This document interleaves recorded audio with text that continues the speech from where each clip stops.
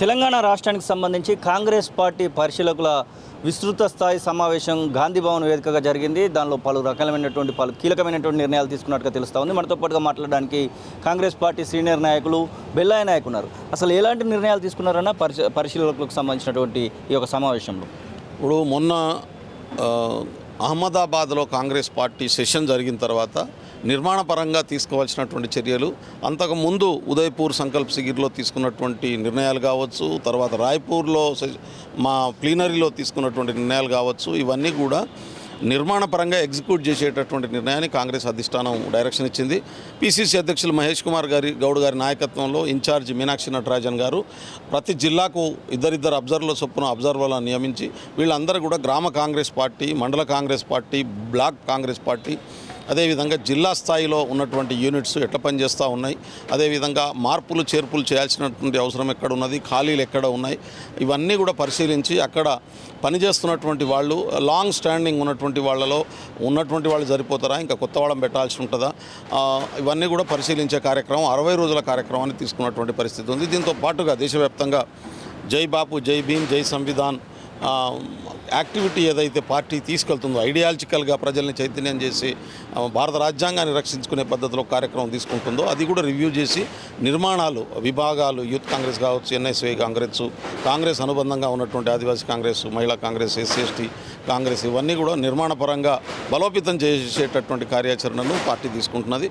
ఈ 60 రోజుల్లో గ్రామం నుంచి గ్రామము, మండలము, బ్లాక్స్, జిల్లా వరకు పూర్తిస్థాయి నిర్మాణాలకు కావాల్సినటువంటి ప్రతిపాదనలు రెడీ చేయించుకునేటటువంటి ప్రోగ్రాం పీసీసీ ప్రక్షాళన జరుగుతుందని ఒకటి సోషల్ మీడియాలో వైరల్ అవుతా ఉంది. నిజంగానే పీసీసీ ప్రక్షాళనకు ఏమైనా ఇక్కడ నిర్ణయం తీసుకున్నారా? అంటే కొత్త మహేష్ కుమార్ గౌడ్ గారు నూతన పీసీసీ అధ్యక్షుడిగా వచ్చిన తర్వాత ఇంతవరకు నూతన పీసీసీ కమిటీ నియమించబడలేదు.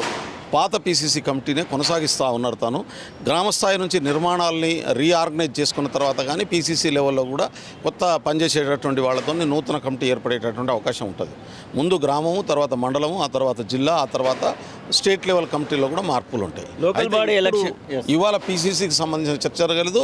లోకల్ బాడీకి సంబంధించినటువంటి జిల్లా, మండలము, బ్లాకు, గ్రామం వరకే నియమించేటటువంటి అబ్జర్వర్లను నియమించినటువంటి పరిస్థితి ఉంది. లోకల్ బాడీ ఎలక్షన్స్ లోపట్నే ఇది కార్యాచరణ పూర్తి చేసుకోబోతున్నారా కాంగ్రెస్ పార్టీ తరఫున? ఇది ఇమ్మీడియట్గా రేపు 25వ తారీఖు నుంచి, ఇవాళ 24 ఉన్నాం మనం, రేపు 25వ తారీఖు నుంచే ఈ కార్యాచరణ జరుగుతుంది.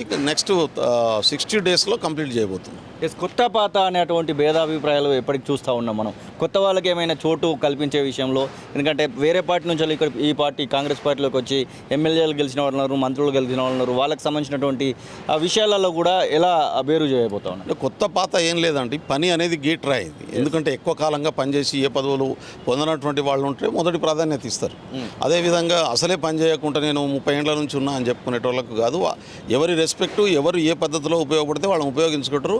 నిర్మాణ పరంగా ఖచ్చితంగా age group, gender group, caste equation, party సిద్ధాంత పునాది మీద జరిగేటటువంటి నిర్మాణంలో అన్ని వర్గాలకు ప్రాతినిధ్యం కల్పించేటటువంటి పద్ధతిలో పాత అయినా కొత్త అయినా బ్యాలెన్స్ చేసుకుంటూ పార్టీ నిర్మాణాన్ని ముందుకు తీసుకెళ్ళి అది ఎగ్జిక్యూషన్లో పోయేటటువంటి పద్ధతిలో ప్లాన్ చేయాలనేది కాంగ్రెస్ పార్టీ ఆలోచన. ఇంతకుముందు బిలో 50 ఉన్నటువంటి వాళ్లకు 50% ఉండాలనే రూల్ లేదు, అది వచ్చింది.